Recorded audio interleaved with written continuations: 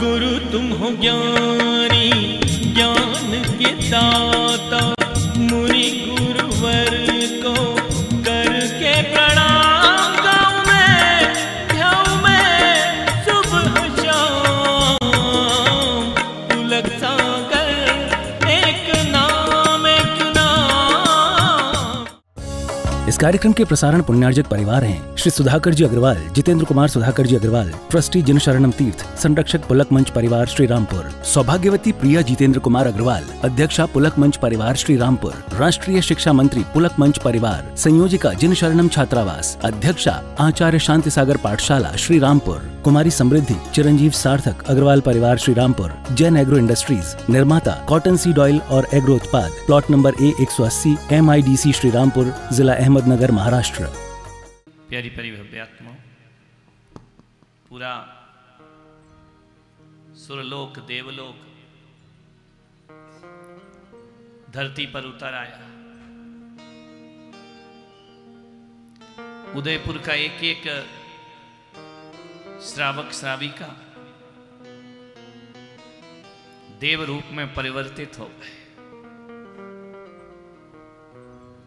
कल उदयपुर की इन गलियों में, वीथियों में, इन राहों में भगवान की बारात निकली। आप और हमारा विवाह तो संसारी लोग कराते हैं, लेकिन तीर्थंकर का विवाह सौधर्मेंद्र असंख्यात देवी देवताओं के साथ संपन्न किया करते हैं। भगवान विरक्त हैं, मंद कषाय है उनकी। भगवान को विवाह में रुचि नहीं, लेकिन तीर्थंकर की जिम्मेदारी है, तीर्थंकर का पद ऐसा है कि उसे सृष्टि की रचना के लिए मंद कषाय के उदय में जगत कल्याण के लिए बहुत से कार्य ऐसा करना पड़ते हैं। वे केवल अपने लिए नहीं जीते हैं, जगत की व्यवस्था भी बनाना उनका जीवन का ध्येय रहता है। भटकती मानवता को रोशनी दिखाना तीर्थंकर का काम है। तीर्थंकर नहीं होंगे तो पशुवत जीवन जिएगा आदमी। मनुष्य में मनुष्यता की स्थापना करने के लिए तीर्थंकर जैसी आत्माओं का धरती पर अवतरण होता है। वह अजन्मा जन्म लेता है, वह अजर है, अमर है, शाश्वत है। फिर भी इस नश्वर के भीतर अविनश्वर को कैसे पाया जाता है,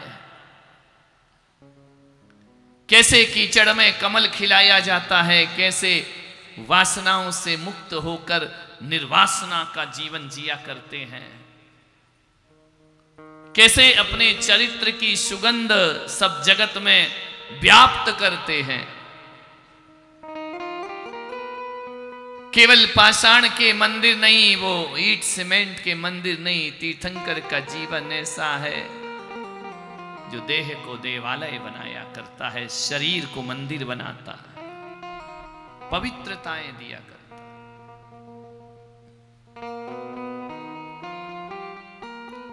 तीर्थंकर ऐसे नहीं हैं जैसे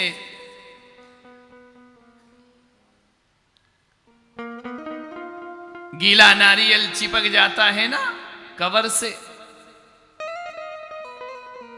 नहीं, तीर्थंकर वह पका हुआ नारियल जो अपने कवर से अलग रहा करता है। म्यान में तलवार कैसे रहती है, सीप में मोती कैसे रहता है, वैसे ही देह में आत्मा होती है। देह में आत्मा तो सबके है, लेकिन तीर्थंकर कुछ हटके होते हैं। वह देह में आत्मा और आत्मा के भीतर जो परमात्मा को प्रकट करता है वो तीर्थंकर भगवान हुआ करते हैं। आत्मा को परमात्मा बनाते हैं। सारे जग आनंदित था, सारी दुनिया आनंदित थी, भगवान का विवाह हो रहा, शामिल हो रहे, सज धज करके आए, बहुत उत्साह है, बहुत उमंग। भगवान मंद कषाय 8 वर्ष की उम्र से भगवान प्रत्याख्यान कसाय में पहुंच जाते हैं, देशव्रती हो जाते हैं भगवान। उन्हें व्रत लेना नहीं पड़ते, उनका जीवन देशव्रतियों जैसा हो जाता है। अपने आप अंतस में कसायों में परिवर्तन होना प्रारंभ हो जाता है। भगवान उपसम भाव में नहीं, भगवान छायिक भाव में जिया करते हैं। अप्रत्याख्यान का क्षय कर दिया भगवान ने। 8 वर्ष अंतर मुहूर्त होते देशव्रत का जीवन जीते, लेते नहीं है किसी से। उनकी सब व्यवस्थाएं ऑटोमेटिक होती हैं, अपने आप परिवर्तित हो जाती हैं। क्या एक आवृत्ति ही ग्रस्त जीवन बसाता है? क्या व्रती नहीं बसा सकता है? भगवान ने कहा बसा सकता है। देशव्रती का भी विवाह होता है, देशव्रती के भी संतान होती है, देशव्रतियों की अलग अलग व्यवस्था है।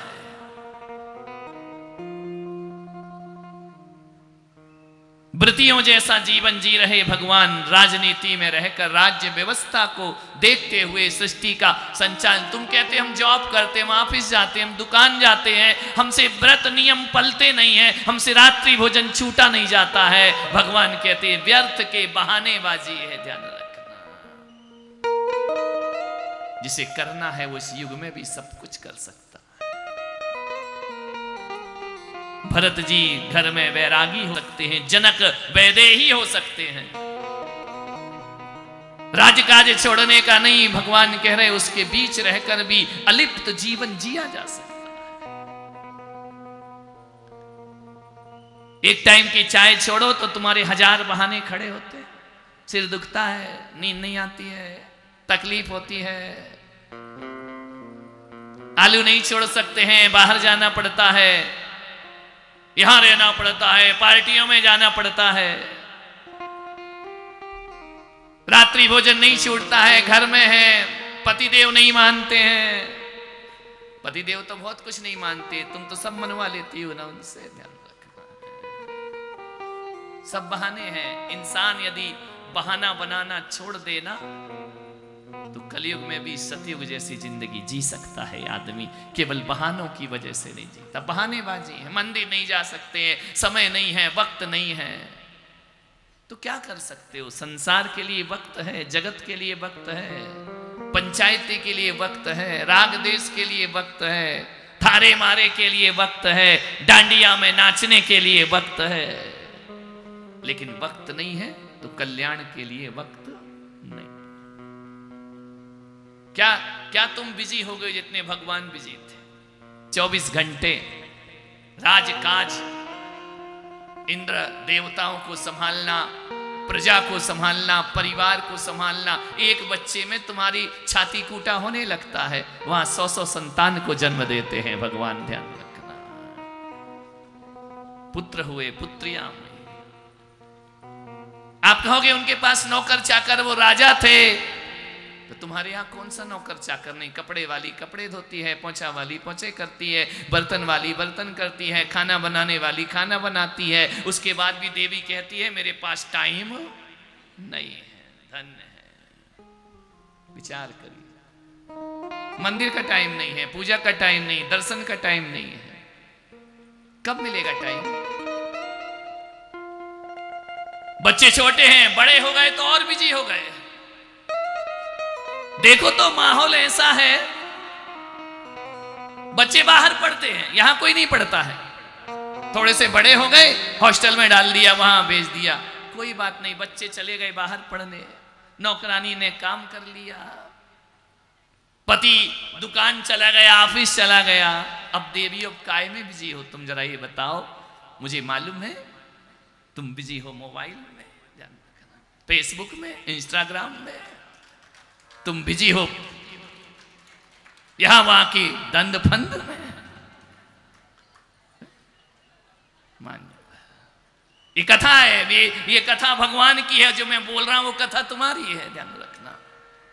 इस कथा से जीवन का कल्याण होता है। तुम्हारी कथा में व्यथा ही व्यथा है। सोचना, हमारी माताएं होती थी, नदी से पानी लाती थी, कुएं से, हाथ से गेहूं पीसा करती थी, सोले का भोजन बनता था, शुद्धि का भोजन बनता था। मालूम है वो लोग कैसी होती थी? जब घट्टी पीसती थी, चक्की चलाती थी, तो केवल गेहूं नहीं पीसा करती थी, कर्मों को भी पीसने का काम करती थी। वह गाती जाती थी, प्रभु पतित पावन में अपावन, चरण आयो शरण जी, यो विरद आप निहारे स्वामी, मैट जामन। उस काम में, उस व्यस्तता में कैसे धर्म के लिए वो समय निकालती थी। स्नान करते थे दादाजी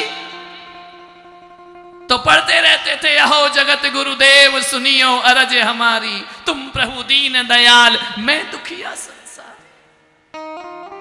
भोजन बनाती रहती थी तो गाती रहती थी, ईंधन बिन सौद जलायो, गलियारे धूप गिराए। कैसे घर में रहकर भी वह धर्म में लीन रहती थी। आज तो टाइम नहीं, कैसा टाइम है? अपने बच्चे भी पालती थी, वो देवरानी के बच्चे भी पालती थी, संयुक्त परिवार हुआ करता था। कैसे पूरे जीवन को मैनेज करती थी, पति का भी ध्यान रखना, बच्चों का भी ध्यान रखना, ससुर का भी ध्यान रखना, सासू का भी ध्यान रखना, देवर का भी ध्यान रखना। आज तो हम दो, हमारे काय के दो, एक, और वो एक भी यहां नहीं है, बाहर है। फिर भी आई एम बिजी, इस रूट की सभी लाइनें व्यस्त है। ध्यान रखना, मान्य कैसे जीवन का उद्धार कल्याण होगा। ये मत समझो कि ऐसा बोल के ये बड़े खुश हो रहे हैं ना, ये कौन से दूध के धुले हुए हैं। ये भी वही है, अभिषेक को टाइम नहीं, पूजा को टाइम नहीं, पंचायत करने को बहुत टाइम है तुम्हारे पास। मंदिर जाएंगे तो बाहर होटले में बैठ के गप्प लगाएंगे, भगवान का अभिषेक पूजा नहीं करेंगे, भगवान का दर्शन नहीं करेंगे, वंदना नहीं करेंगे। हाँ करोगे जब वक्त पड़ेगा ना, जब फाका पड़ेगा तो फिर आका याद आता है, ध्यान रखना है। उस समय भगवान याद आते, उस समय गुरु याद आते, उस समय परमात्मा याद आते हैं। ऋषभदेव विवाह हुआ, जिम्मेदारी बढ़ी, लेकिन भगवान जानते हैं, सत्य को जानते हैं, यहां कोई किसी का जिम्मेदार नहीं होता है। प्रत्येक जीव अपनी अपनी जिम्मेदारी लेकर खुद आया करता है। लाख कोशिश करो मेरा बेटा महान बन जाए, नहीं बनता है। वो अपनी जिम्मेदारी खुद लेकर आया है, उसका जन्म अपने अनुसार हुआ है। यदि तुम्हारी चाहत के अनुसार तुम्हारा बच्चा बन जाए तो फिर क्या कहना है। इतना पुण्य तो कोई लेकर नहीं आता है। बच्चा एक बात याद रखना, वो तुमसे पैदा होता है लेकिन तुम्हारा नहीं होता है, कोई तुम्हारा नहीं है। वो अपनी लाइफ जिएगा, अपनी जिंदगी जिएगा। ये जनरेशन गैप जो होता है, तुम अपने अंदाज में जिंदगी जिलाना चाहते हो, बच्चा अपने अंदाज में जिंदगी जीना चाहता है। फिर संघर्ष होते हैं, फिर विवाद होते हैं। ऋषभदेव ने ऐसा नहीं कहा। भरत जी महाराज, प्रत्येक जीव स्वतंत्र है, अपना कर्ता हरता स्वयं है प्रत्येक जीव। नाभिराय ने कहा कि पुत्र, हम जानते हैं आप विरक्त हैं, आपको विवाह अच्छा नहीं लगता है, लेकिन कर्तव्य का निर्वहन कर सकें तो अच्छा है। आर्डर नहीं दिया, आदेश नहीं दिया।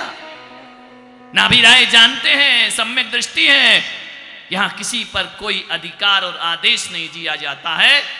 घर और परिवार में सुखी जीवन जीना है मान्यवर, तो आपसे निवेदन है कि घरों में अधिकार की भाषाएं छोड़ दो और कर्तव्य की भाषाएं सीख जाइए, तुम्हारा जीवन धन्यता को प्राप्त हो जाए। निवेदन की भाषा का उपयोग करो। मैं तुम्हें आर्डर देता, मेरी आज्ञा मानो, मेरा बात मानो, नहीं, संघर्ष होगा। निवेदन। कितने मधुर वचन नाभिराय ने बोले कि पुत्र, संसार, आप पुत्र तो नाम मात्र के हैं, सारे जगत के आप पिता हैं। इतना महान जीवन।